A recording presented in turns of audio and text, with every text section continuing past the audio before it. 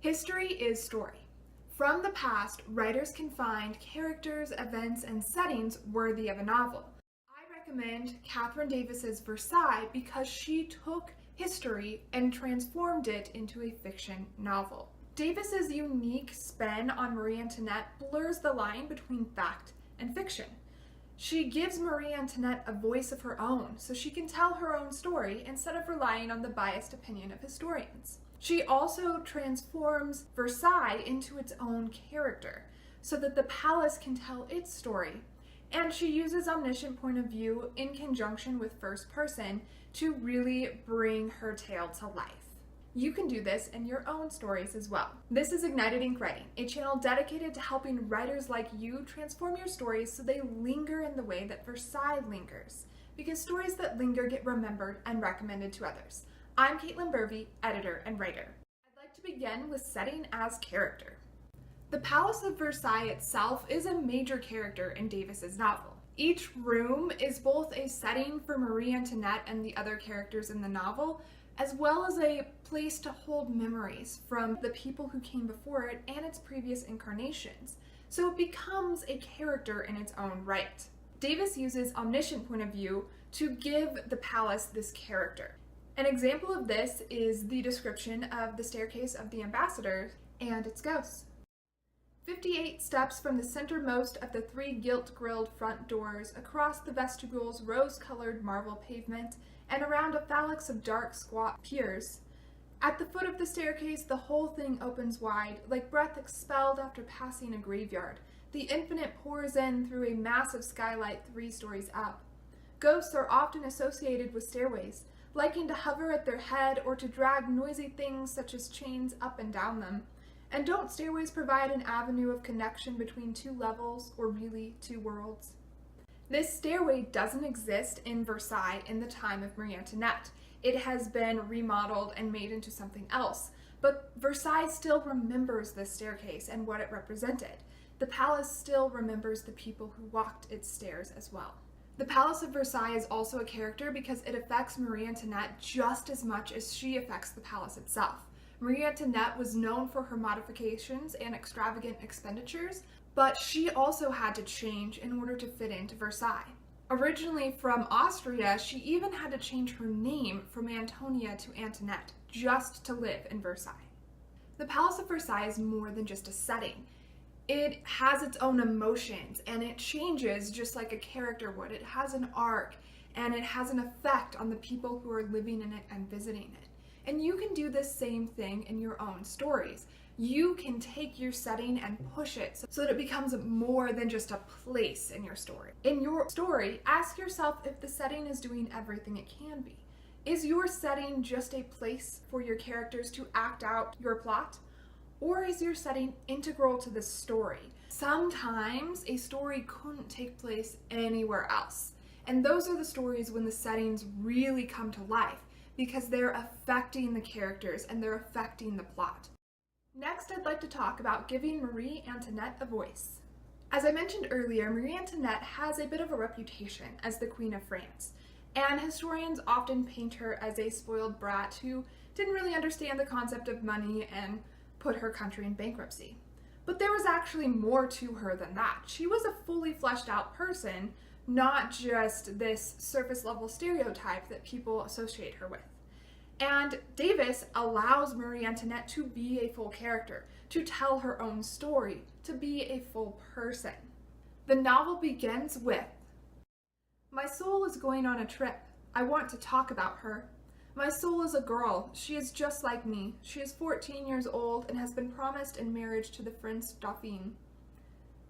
What this tells the reader right off the bat is that Marie Antoinette rarely had a say in any events in her life, including the major ones like who she married and where she lived.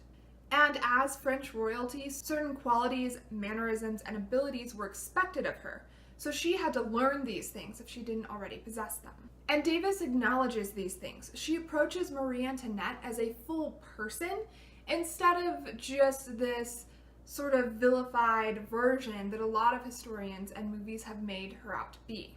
Davis also chooses to use first person, so Versailles reads like Marie Antoinette is speaking directly to the reader and telling them her story. She describes everything from the impression the Palace Versailles left on her, to how she believes others view her, to her opinion of her husband, and she even talks about the fleas that she lived with on a daily basis.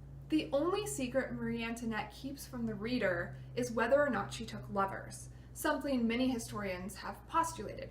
Marie Antoinette says, "Nor does it matter really if Axel was my lover, in the physical sense at least. That isn't what matters, I know that now.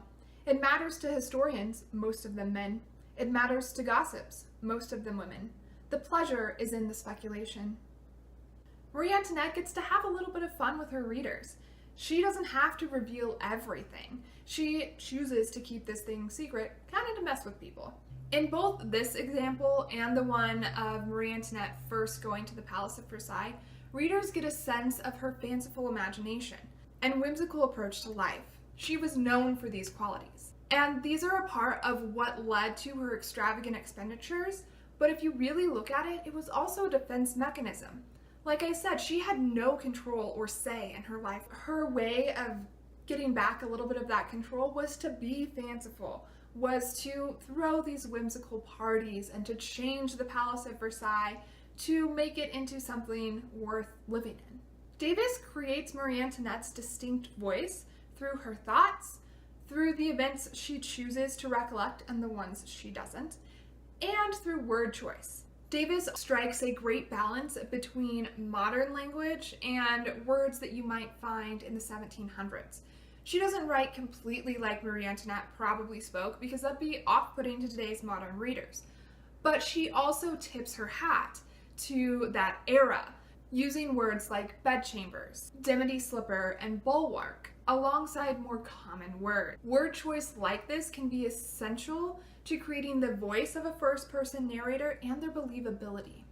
Because your first-person narrator most likely has a different vocabulary than the author does. So the author has to imagine what words their specific character would use.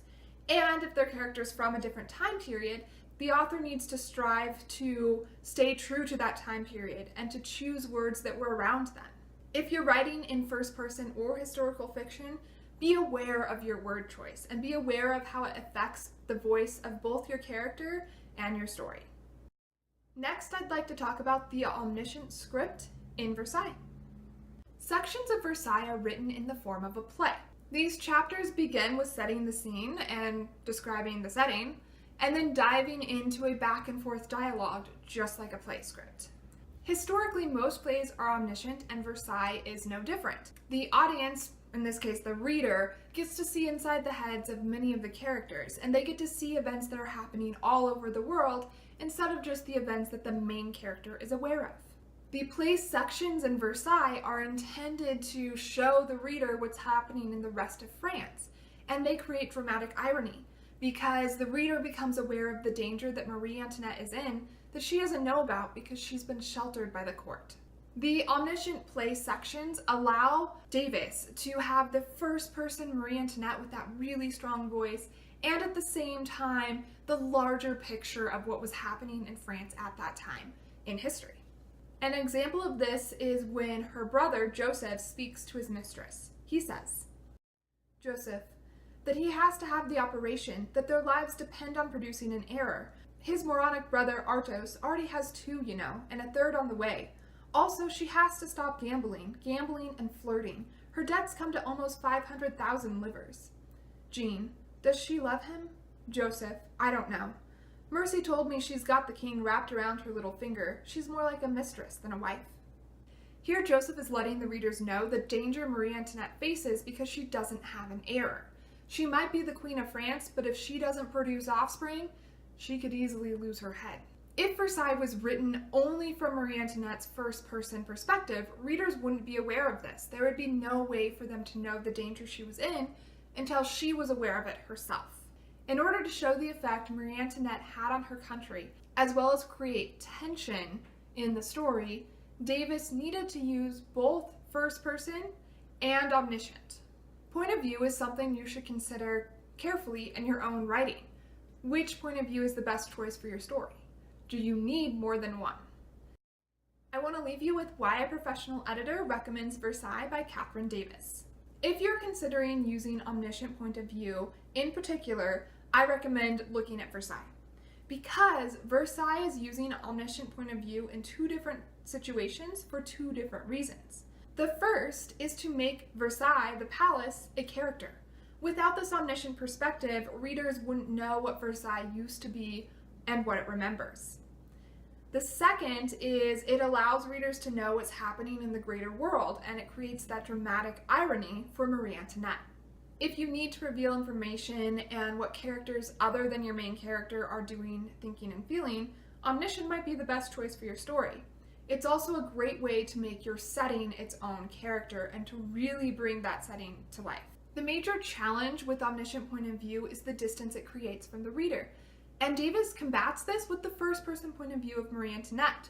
She's mixing the closest point of view with the farthest point of view, and it worked really well in Versailles. What Omniscient point of view ultimately does is create a story larger than any one character. You can use Omniscient to do this in your own writing. You can start far away to set the scene and let readers know what event they're diving into. Or you can zoom out later in the story to show the greater world. You don't have to stick to one point of view, you just have to make the transition clear when you do switch points of view. What techniques do you think are working in Versailles? Share them in the comments below. And subscribe to Ignited Ink Writing for more videos like this.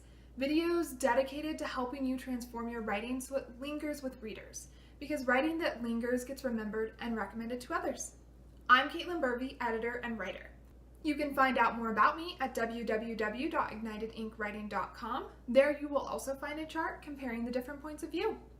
And now it's your turn to use your favorite era of history as inspiration or to transform your setting into its own character to ignite your ink.